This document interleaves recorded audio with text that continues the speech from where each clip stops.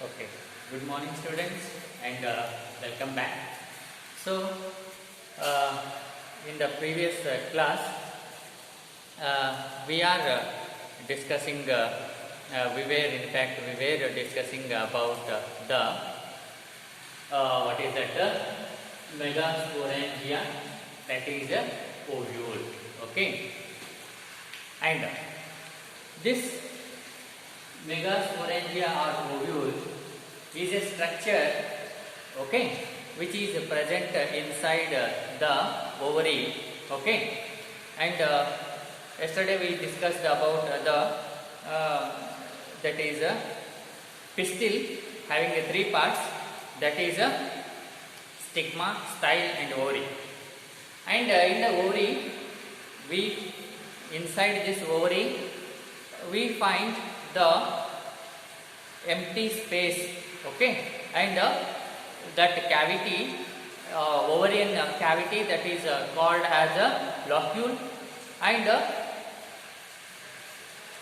that is the empty space or cavity, and in that we have this placenta, that is a tissue, and from this placenta this ovule they arise, okay. So ovule is a structure that is attached to the placenta through a structure, stalk-like structure.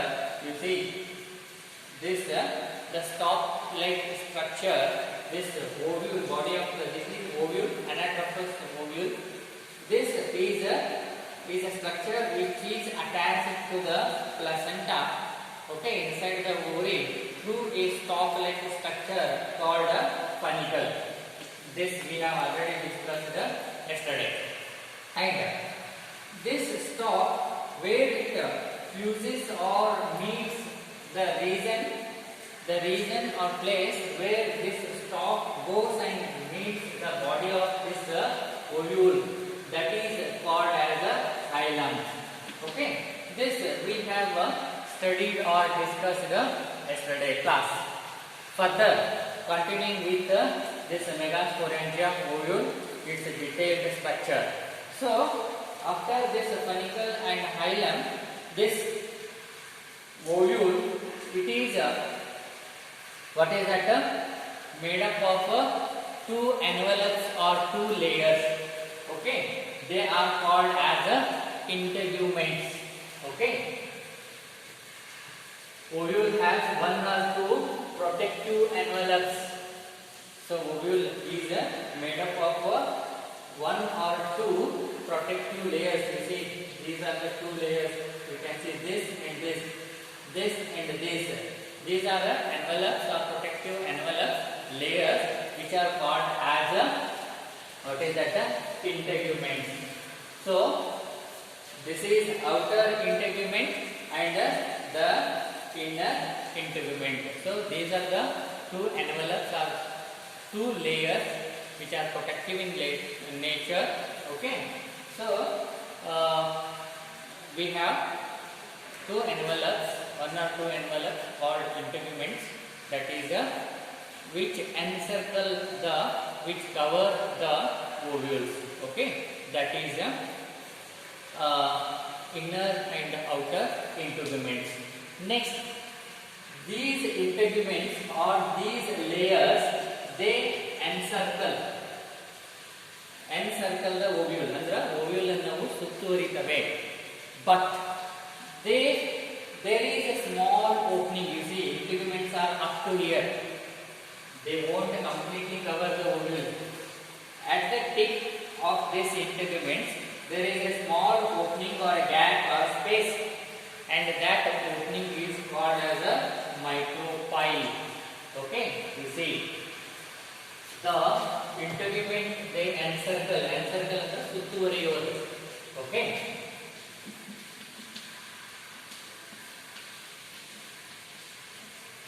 so these protective layer ಇದೆ, envelope ಇದೆ, okay, ಅವು integument ಅಂತ ಏನು ನಾವು ಹೇಳ್ತೇವೆ, ಅವು they integument they encircle. Okay, encircle ಅಂದ್ರೆ ಸುತ್ತುವರಿಯೋದು. ಏನನ್ನ ಸುತ್ತುವರಿಯೋದು? The ovules, body of ovule, accept ಆದರೆ ಪೂರ್ತಿಯಾಗಿ ಸುತ್ತುವರಿಯೋದಿಲ್ಲ, accept at the tip. You see, these are the tip of this integument, except tip. ಈ ಟಿಪ್ ಅಲ್ಲಿ ಮಾತ್ರ ಅವು ಏನಾಗ್ತದೆ, ಸುತ್ತುವರಿಯೋದಿಲ್ಲ, ಎನ್ಸರ್ಕಲ್ ಮಾಡೋದಿಲ್ಲ.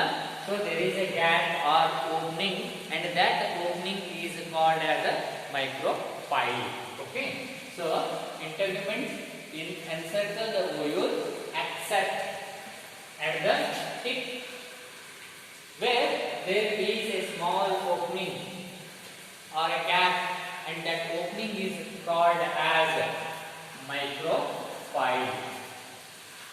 Understand the structure of this megasporangia or ovule clearly, so that further things we can understand easily.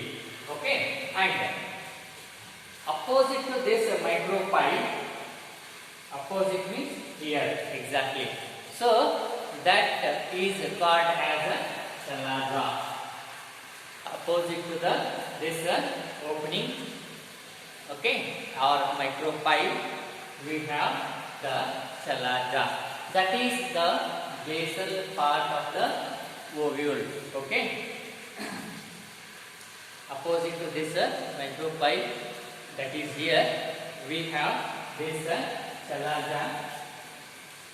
That is the basal part of ovule. Fine.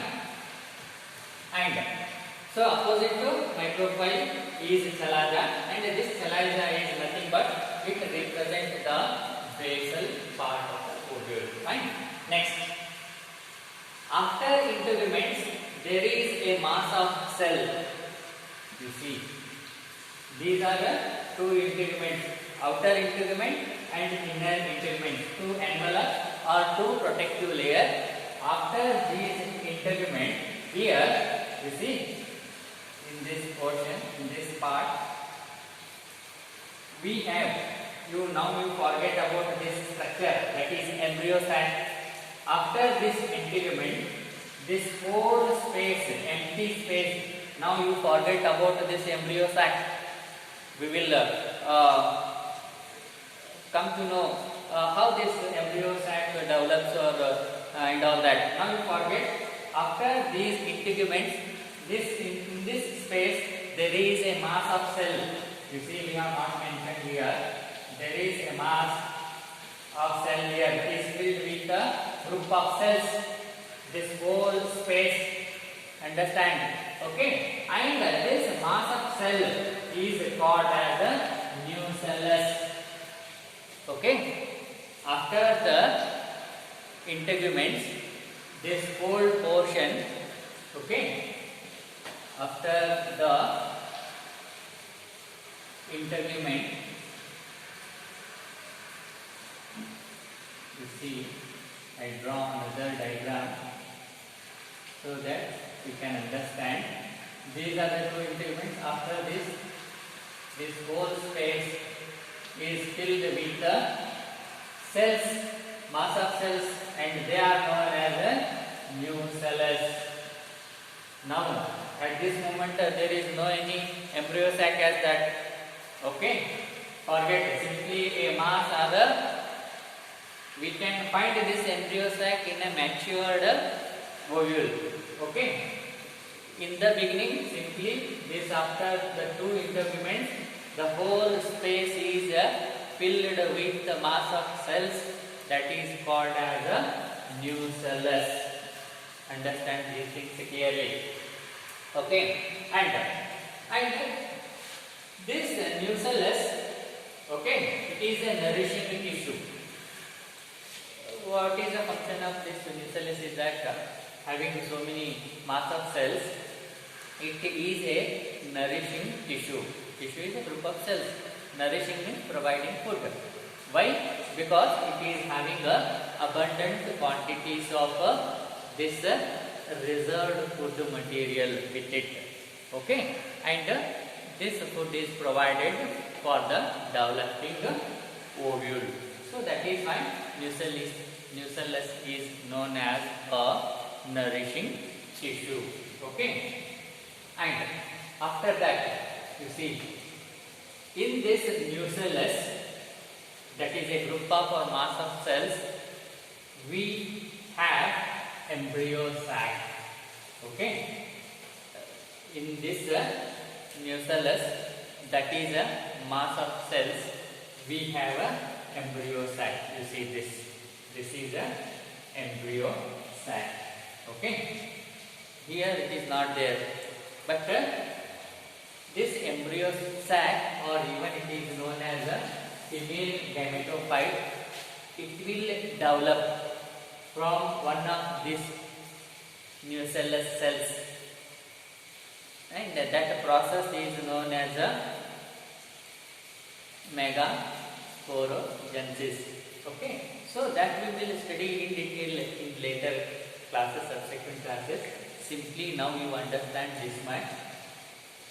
Okay, in this nucellus, that is group of cells, there is a embryo sac. It is not here right now, but it develops. How it develops? That is the development of embryo sac or ferment. We will learn in detail. Simply now you understand that is among this group of cells or nucellus, we have a single embryo sac or a female gametophyte. That means this embryo sac contains female gametes. How and all that we will study, okay, in the subsequent class. Now you simply understand this much. Among this group of cells, that is nucellus, we have embryo sac, and an ovule generally has a single, as I told, single embryo sac, which is formed from the megaspore mother cell, okay, by reduction division. Okay, this usually ovules will be having only single embryo sac, and this embryo sac will develop from the megaspore mother cell. What is that megaspore mother cell? That is one of the cell in this nucellus. It becomes large and having a dense cytoplasm and a prominent nucleus, and that is called a megaspore mother cell. In case of microsporangia, we have a microspore mother cell. From that spores developed.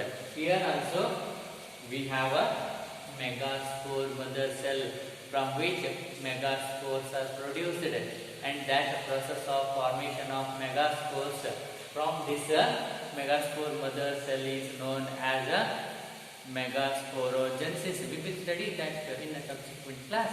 So simply now you understand that an ovule generally has a single embryo sac, and it is embryo sac is formed from the megaspore mother cell.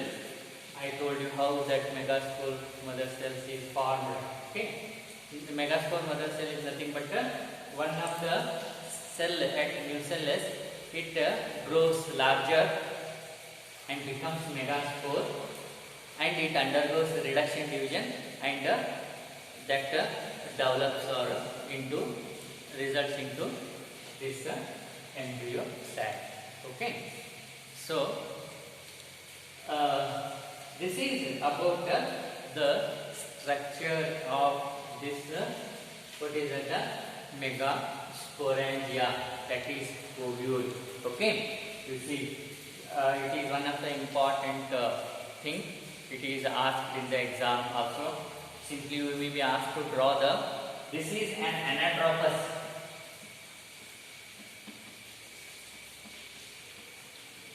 Anatropous ovule. This is the whole diagram is ovule, that too anatropous ovule. Anatropous ovule means upside down.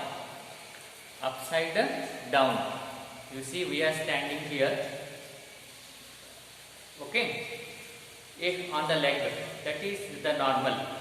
If we are made to stand upside down from head, bottom, and legs up.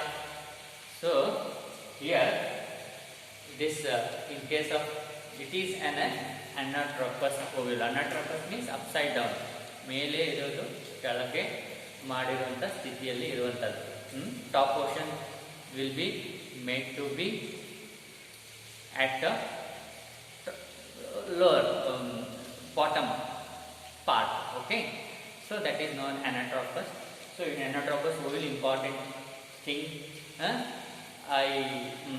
even you are asked in the exams to draw the anatropous ovule diagram, to draw these things, and you may be asked to explain the anatropous ovule with a neatly labeled diagram for 5 marks, and simply for 3 marks you are supposed to draw the diagram. Okay, so once again quickly I recap the things.